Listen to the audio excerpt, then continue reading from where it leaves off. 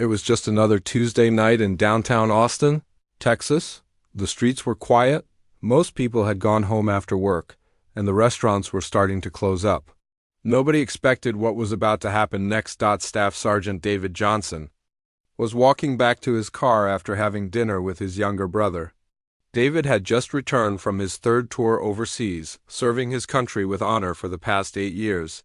His uniform was covered with medals, including the Purple Heart he earned after saving 3 fellow soldiers during a dangerous mission.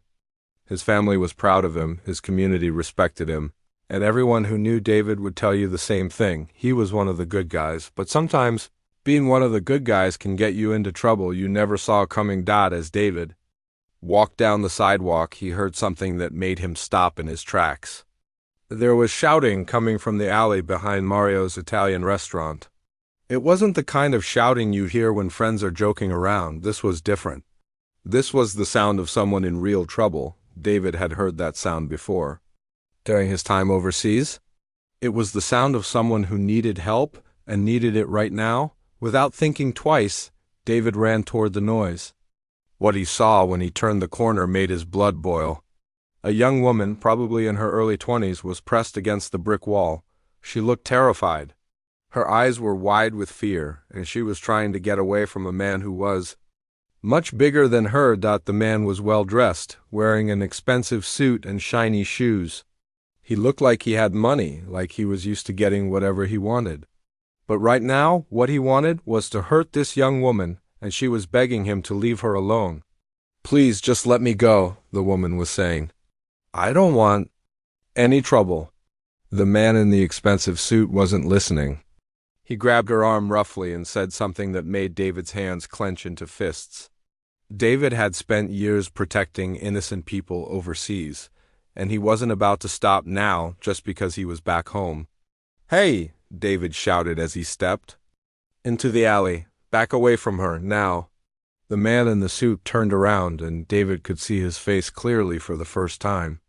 He was young, maybe in his late 20s, with the kind of arrogant smile that comes from never being told no in your entire life. His clothes probably cost more than most people make in a month, and he carried himself like someone who thought the rules didn't apply to him. "Mind your own business, soldier boy," the man said with a sneer. "This doesn't concern you." David took another step forward. He wasn't a big man, but years of military training had taught him how to handle situations like this. More importantly, his mother had raised him to never walk away when someone needed help. "Actually, it does concern me," David said calmly. "The lady asked you to leave her alone. I suggest you listen to her." The young woman looked at David with relief in her eyes. She was shaking, but she managed to speak up. "Thank you," she whispered. "I just want to go home." That should have been the end of it. The man should have walked away, the woman should have gone home safely, and David should have continued on to his car.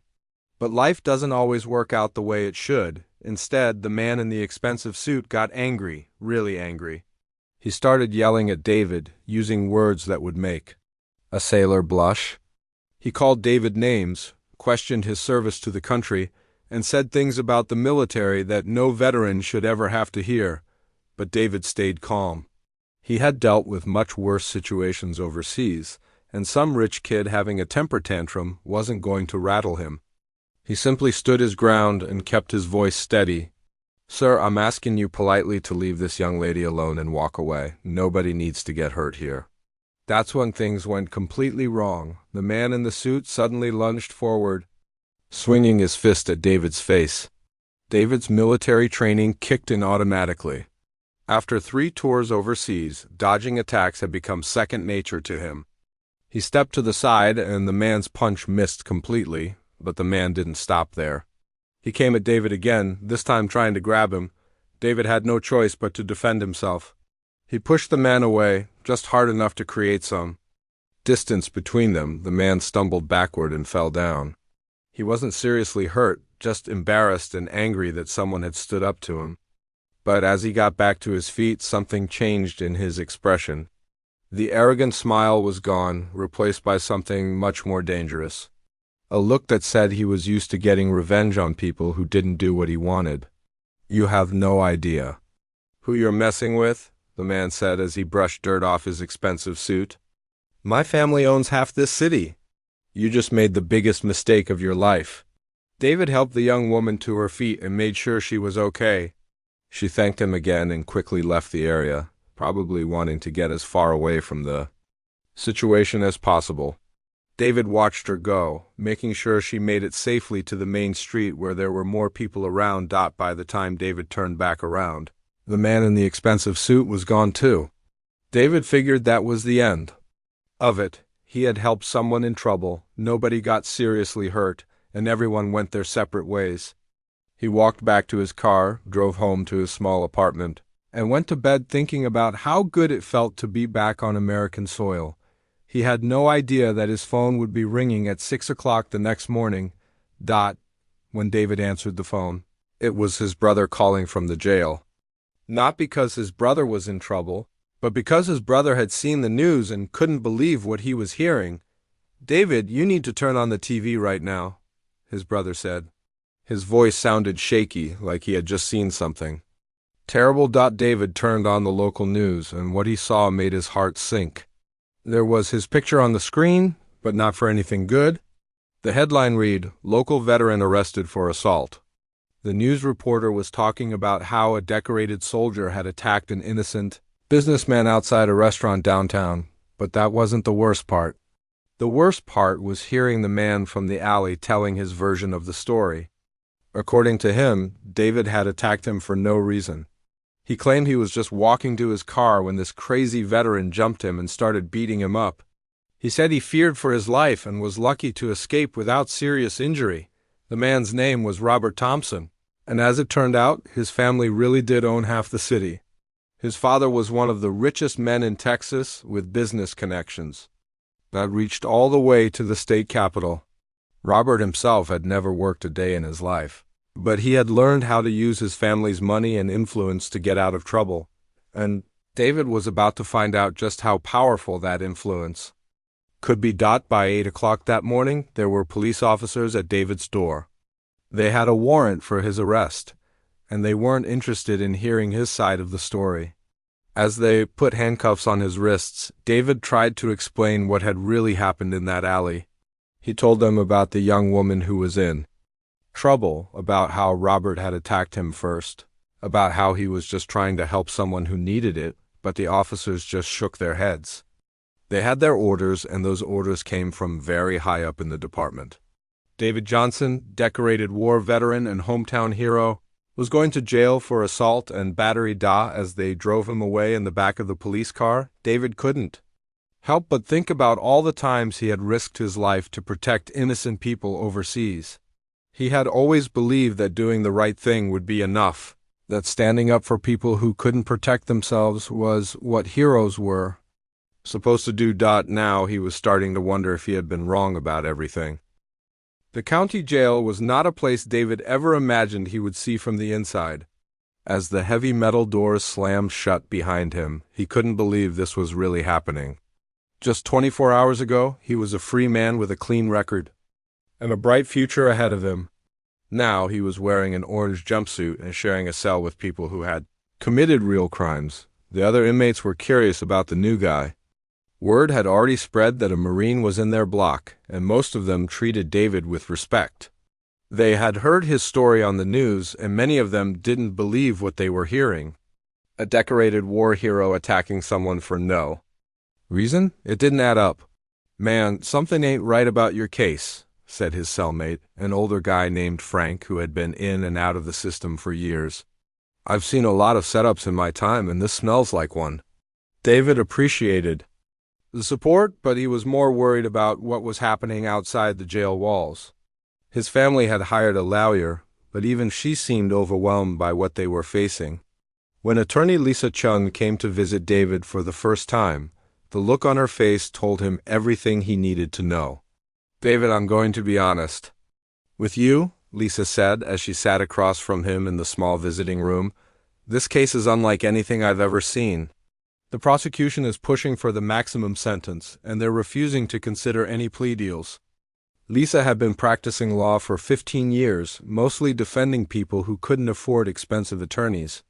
She had taken David's case because she believed in his innocence, but she was quickly discovering that believing in someone and proving their innocence were two very different things. "What about the woman I was helping?" David asked. "She saw everything that happened.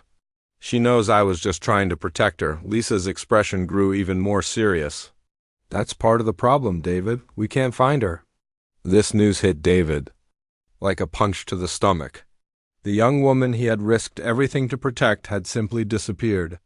Lisa had spent days trying to track her down, following every lead she could find. She had talked to the restaurant staff, checked with local hospitals, and even put ads in the newspaper asking for witnesses to come forward, but it was as if the woman had never existed at all. "Someone got to her," Lisa explained. "Either she's been paid to stay quiet or she's been scared into hiding. Without her testimony, we only have your word against Robert Thompson's." And Robert Thompson's word carried a lot of weight in this city. His family owned 3 major businesses, 2 hotels, and had connections with every important person in town.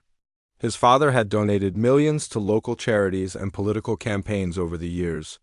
When the Thompson family spoke, people listened, but Lisa wasn't ready to give up. She knew there had to be evidence somewhere that would prove David's innocence. Security cameras were everywhere these days, and she was determined to find footage of what really happened in that alley. Her first stop was Mario's Italian restaurant, where the incident had taken place.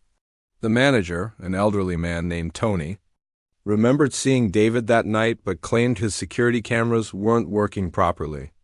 "I'm sorry, but we've been having problems with our system for weeks," Tony said, avoiding eye contact with Lisa. "The footage from that night is all corrupted." Lisa didn't believe him for a second. She had noticed the brand new security cameras mounted all around the restaurant, and they looked like they were working perfectly fine. But when she asked to see the footage anyway, Tony became nervous and asked her to leave. Next, Lisa tried the businesses across the street from the restaurant. Surely one of them would have cameras pointing in the right direction, but everywhere she went, she got the same story. The cameras were broken, the footage was deleted, or the owners claimed they didn't have any cameras at all. It was becoming clear that someone with a lot of money and influence was making sure all the evidence disappeared, but Lisa had one more idea. She remembered seeing a small grocery store about a block away from the restaurant. It was the kind of family-owned business that might not be influenced by the Thompson family's money. The owner, Mrs. Rodriguez, was an elderly woman who had been running the store for 30 years. When Lisa walked into the grocery store, she could see security cameras in every corner. Mrs. Rodriguez was behind the counter, and she looked up with a friendly smile when Lisa approached. "Excuse me, ma'am," Lisa said. "I'm an attorney, and I'm investigating an incident that happened outside Mario's restaurant last Tuesday night. I was wondering if your cameras might have captured anything from that area." Mrs. Rodriguez's smile faded immediately. She looked around the store nervously, as if someone might be listening to their conversation. "I heard about that case on the news," she said quietly. "That poor soldier boy. Everyone knows he's innocent." This gave Lisa hope. Finally, someone who wasn't afraid to tell the truth. "Did your cameras capture anything?" Lisa asked. Mrs. Rodriguez nodded slowly. "My cameras see everything that happens on this block, but I can't help you." "Why not?" Lisa asked, confused. "Because 3 men in expensive suits came to see me yesterday. They told me it would be very bad for my business if I got involved in this case. They said accidents happen to small business owners who don't mind their own business." Lisa felt her heart sink. Even this brave woman had been intimidated into silence, but Mrs. Rodriguez wasn't finished talking. She looked around the store one more time, then leaned closer to Lisa. "I can't give you the footage," she whispered, "but I can tell you that I saw everything that happened that night. That young man was a hero. He saved that girl from something terrible, and now they're trying to destroy him for it." As Lisa left the grocery store, she felt both frustrated and determined. The Thompson family was clearly using their money and influence to cover up the truth, but she wasn't going to let them destroy an innocent man's life. Back at the jail, David was dealing with his own problems. The news about his case had spread throughout the facility, and not everyone was happy about having a Marine in their midst. Some of the inmates saw him as a symbol of the system that had put them behind bars. Others were jealous of the attention. His case was getting in the media. One evening, during dinner in the cafeteria, trouble found David whether he wanted it or not. A group of inmates cornered him near the serving line, led by a man named Bulls, who had a reputation for starting fights. "Look what we got here," Bulls said loudly, making sure everyone in the cafeteria could hear him. "The famous war hero." "You think you're better than the rest of us?" David tried to walk away, but Bulls blocked his path. "I'm not looking for trouble," David said calmly. "I just want to serve my time and get out of here." "Your time?" Bulls laughed. "You think you're going to get out of here? Man, you attacked the wrong person. The Thompson family owns judges, prosecutors, and half the police force in this city. You're never seeing the outside again." David realized that Bulls was probably right. The Thompson family had enough money and power to make sure he stayed locked up for a very long time. But he also realized something else. If they were willing to go this far to cover up what Robert had done in that alley, then Robert must have done similar things before. That night, lying on his narrow jail bed, David started thinking about the young woman he had tried to help. Who was she? Why had she been in that alley with Robert? And most importantly, where was she now? He also started thinking about Robert Thompson himself. Men like Robert didn't usually change their behavior overnight. If he was willing to hurt that woman in the alley, chances were he had hurt other women before.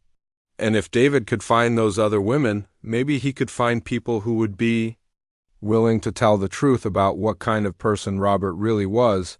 David asked his brother to visit him the next day. When they sat down in the visiting room, David had a plan. "I need you to do something for me," David said. "I need you to find out everything you can about Robert Thompson. Not just the good stuff that's in the newspapers, but the real stuff. The stuff his family doesn't want people to know about." David's brother nodded. He had been feeling helpless since David's arrest, and he was ready to do anything that might help prove his brother's innocence. "Where do I start?" his brother asked. "Start with the colleges," David said. "Rich kids like Robert usually have a history of getting into trouble and having daddy pay to make it go away. Check with his old schools, talk to people who knew him. Find out if there are other women who have stories to tell." As his brother left that day, David felt hopeful for the first time since his arrest. The Thompson family might have money and influence, but they couldn't buy everyone's silence forever. Somewhere out there was the truth, and David was determined to find it, even if he had to do it from behind bars. 3 weeks had passed since David's arrest, and his brother, Michael, had been working day and night to uncover the truth about Robert Thompson. What he discovered made his blood run cold. Michael started his investigation at the local university, where Robert had studied business. It didn't take long to find people who remembered Robert, and none of the stories were good. The first person Michael talked to was a former classmate named Jake, who worked at a coffee shop near the campus. "Robert Thompson?" Jake said when Michael mentioned the name. "Yeah, I remember him. Everyone tried to stay away from that guy. He had a serious problem with anger, especially when he didn't get what he wanted." Jake told Michael about several incidents during college where Robert had gotten into trouble but somehow always escaped any real consequences. There was the time he destroyed another student's car after losing a poker game. There was the incident at a party where he had to be physically removed after making several female students uncomfortable. And there was the cheating scandal that should have gotten him expelled, but mysteriously disappeared from his record. His dad would show up every time with lawyers and checkbooks, Jake explained. The university would suddenly find reasons to drop all charges, and Robert would be back to his old behavior within a week. But the most disturbing story came from a woman named Kelly, who had worked as a server at a restaurant near the campus. When Michael found her at her new job across town, she was reluctant to talk at first. But when he explained why he needed the information, she agreed to tell him what had happened. "I was working the late shift one night when Robert came in with some friends," Kelly said. He had been drinking, and he kept making inappropriate comments. When I asked him to stop, he grabbed my wrist so hard it left bruises. Kelly showed Michael photos she had taken of the bruises the next day. They were dark purple marks that clearly showed where someone had gripped her arm with excessive force. I reported it to my manager, but nothing happened, Kelly continued. 2 days later, my manager told me Robert's father had bought the restaurant. Suddenly, I was the one being accused of poor service, and they fired me the next week. Michael felt sick to his stomach. Robert Thompson wasn't just a spoiled rich kid with anger issues. He was a predator who used his family's money and influence to escape responsibility for his actions. Meanwhile, inside the county jail, David was experiencing something he never expected. Support was pouring in from all over the country. His story had caught the attention of veterans groups, civil rights organizations, and ordinary people who believed that what was happening to him was wrong. Letters arrived every day from fellow Marines who had served with David overseas. They wrote about his character, his bravery, and his dedication to protecting innocent people. One letter particularly moved David. It was from the mother of a soldier David had saved during his second tour. "My son tells me that you carried him to safety after he was injured in an explosion," the letter read. "Because of your courage, I still have my boy with me today. I know in my heart that you would never hurt an innocent person. You are a hero, and heroes don't belong in jail." The support gave David strength, but it also made him more determined than ever to clear his name. He couldn't let down all the people who believed in him. Back at her law office, attorney Lisa Chun was making discoveries of her own. She had been digging deeper into the Thompson family's business dealings and found something interesting. The family's construction company had been awarded several major city contracts over the past 5 years, often without competitive bidding. More importantly, Lisa discovered that the current district attorney had received substantial campaign contributions from Thompson Industries. The same district attorney who was now pushing for the maximum sentence in David's case. Lisa also found something else that gave her hope. While researching similar cases, she discovered that Judge Patricia Williams, who would be presiding over David's trial, had a reputation for being completely honest and immune to outside pressure. Judge Williams had been on the bench for 20 years and had never been involved in any scandals or controversies. If anyone could see through the Thompson family's manipulation, it would be Judge Williams, but Lisa knew she needed more than just a fair judge. She needed evidence, and so far, all the evidence had been mysteriously destroyed or hidden. That's when she got an unexpected phone call that changed everything. "Miss Chun," said a nervous voice on the other end of the line. "My name is Amy, and I think I can help your client." Amy explained that she worked for a private security company that maintained surveillance systems for several businesses downtown. She had heard about David's case and remembered something important from the night of the incident. "Our company installed a backup camera system for the jewelry store across from Mario's restaurant," Amy said. "It's a hidden camera that most people don't know about. I checked our records and it was recording that night." Lisa's heart started racing. This could be the evidence they needed to prove David's innocence. "Can you get me that footage?" Lisa asked. "That's the problem," Amy replied. "My boss told me to delete it after some men in suits came to visit our office, but I didn't delete it. I made a copy first because something didn't feel right about the whole situation." Amy agreed to meet Lisa the next day to turn over the footage. For the first time since taking David's case, Lisa felt like they might actually have a chance at winning. The next morning, Lisa sat in her office watching the security footage on her computer screen. What she saw confirmed everything David had told her. The video clearly showed Robert Thompson grabbing the young woman and her obvious distress. It showed David approaching to help and Robert throwing the first punch. Most importantly, it showed David using only the minimum force necessary to defend himself. But the video revealed something else that shocked Lisa. After David left the scene, Robert made a phone call. The video was clear enough to show Robert's lips moving as he spoke into his phone, and he was smiling. This wasn't the behavior of someone who had just been attacked. This was the behavior of someone who was planning something. Lisa immediately called Michael to share the good news about the video. Michael had news of his own. I found her, Michael said excitedly. I found the woman David was helping that night. Michael explained that he had been showing the young woman's description to people all over the city. Finally, a worker at a women's shelter recognized who he was talking about.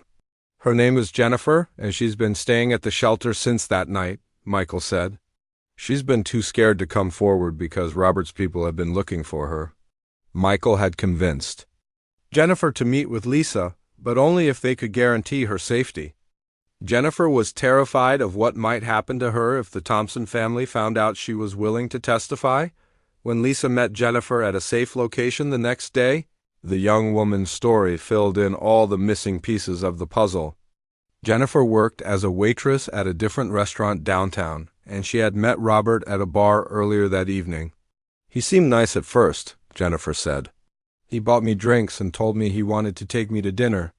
But when we got to the alley behind Mario's, he changed completely.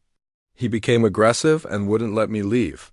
Jennifer confirmed everything David had said about the incident. She also revealed that after David left that night, Robert had threatened her. He told me that if I ever told anyone what really happened, his family would make sure I lost my job and got kicked out of my apartment, Jennifer said. He said they could make me disappear if they wanted to. Lisa now had everything she needed: video evidence, witness testimony, and proof that Robert had threatened Jennifer to keep her quiet.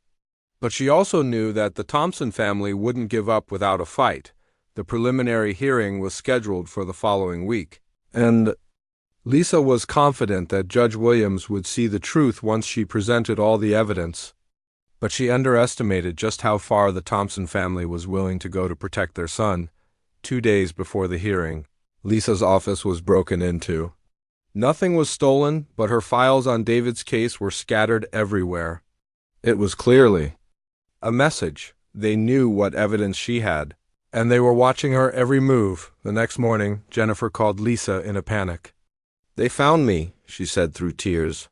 There were men outside the shelter asking questions about me. I'm scared they're going to hurt me. Lisa realized that the Thompson family was making one last desperate attempt to silence everyone who could testify against Robert, but they had made one crucial mistake. They had underestimated Judge Patricia Williams when Lisa called the judge's office to report the intimidation tactics. Judge Williams's response surprised her. Miss Chun, the judge said in a voice that was both calm and determined, I've been hearing rumors about this case for weeks. Tomorrow's hearing is going to be very interesting indeed. The courthouse was packed on the morning of David's hearing. Word had spread throughout the veteran community, and dozens of former Marines had traveled from across the state to show their support. Local news crews lined the sidewalks, and reporters were already speculating about what might happen inside the courtroom. David sat at the defendant's table, wearing his best clothes, which his family had brought from home. After weeks in jail, he looked thin and tired, but his eyes were clear and determined. Next to him, attorney Lisa Chun organized her files one final time, making sure she had everything she needed to prove his innocence. Across the aisle, the prosecution team looked confident. They had 3 expensive lawyers working on the case, all paid for by the Thompson family. The lead prosecutor, District Attorney Richards, had been bragging to reporters about how this would be an easy conviction, but Judge Patricia Williams had been doing her own investigation into this case, and what she had discovered made her angrier than she had been in 20 years on the bench, when everyone was seated. Judge Williams entered the courtroom. She was a small woman in her 60s, but she commanded respect from everyone in the room.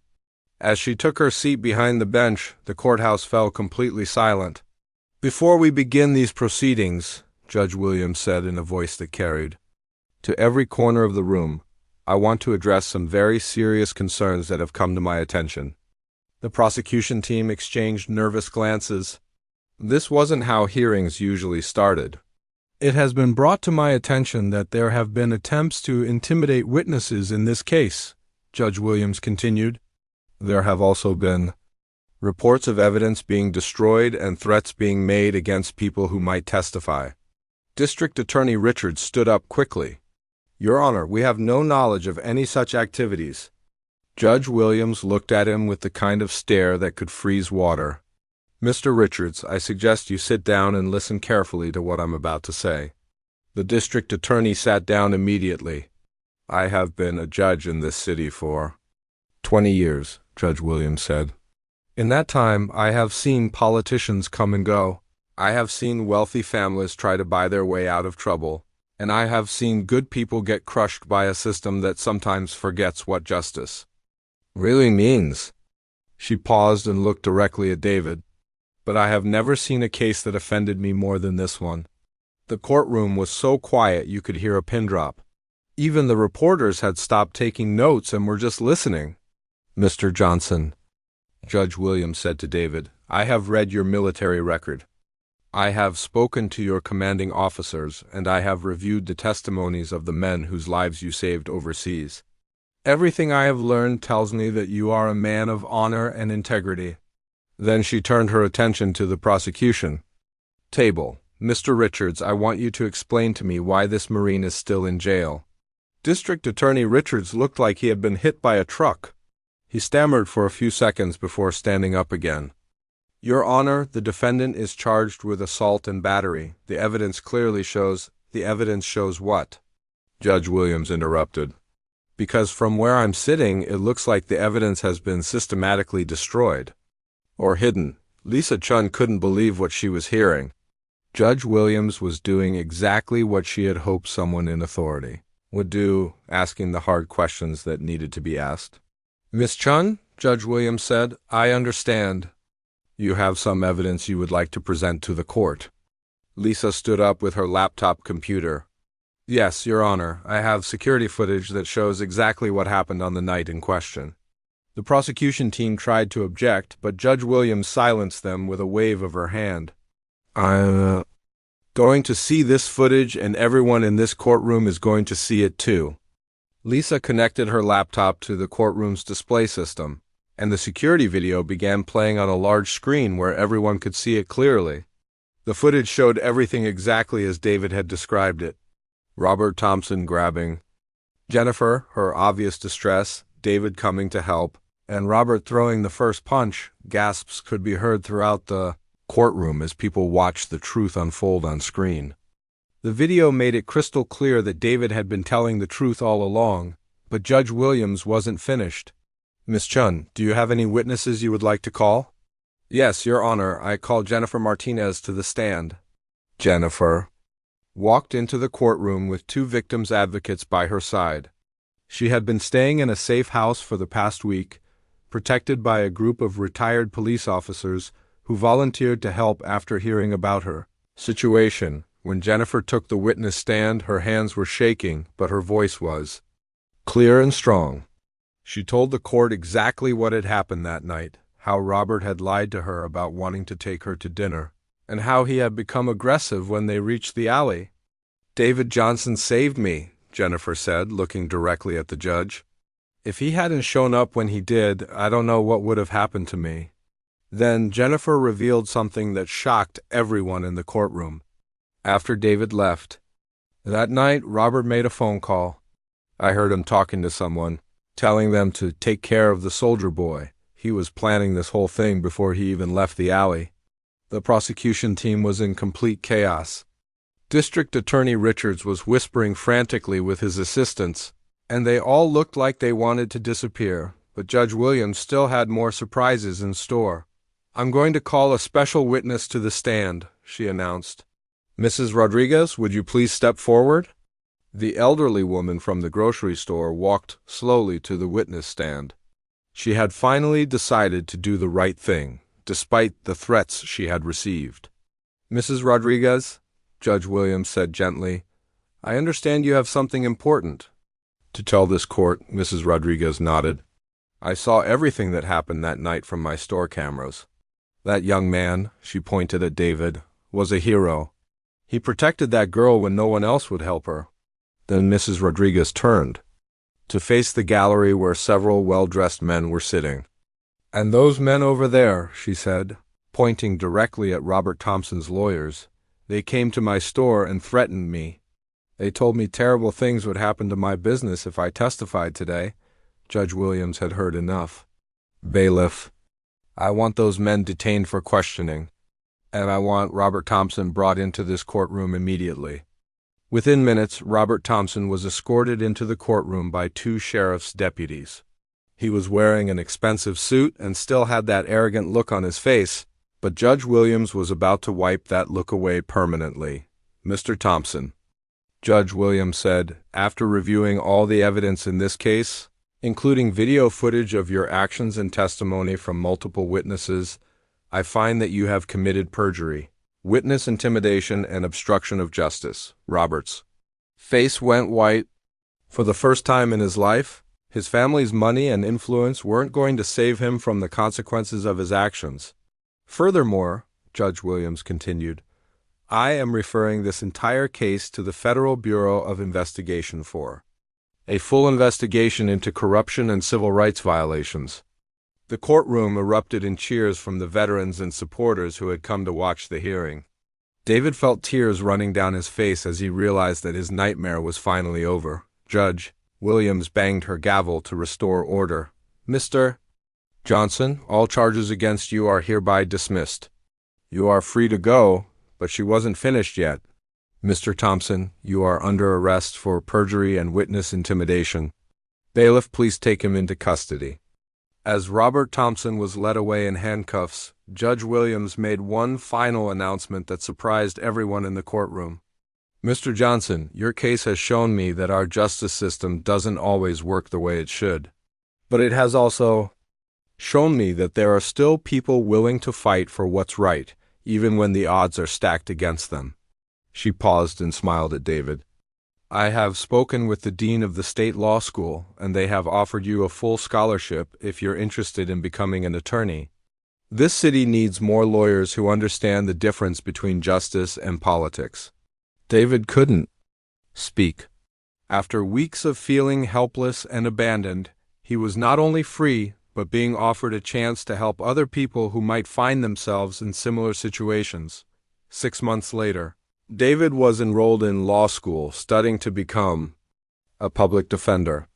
Jennifer had started a support group for women who had been intimidated by powerful men, and Mrs. Rodriguez had become a local hero for standing up to threats and doing the right thing.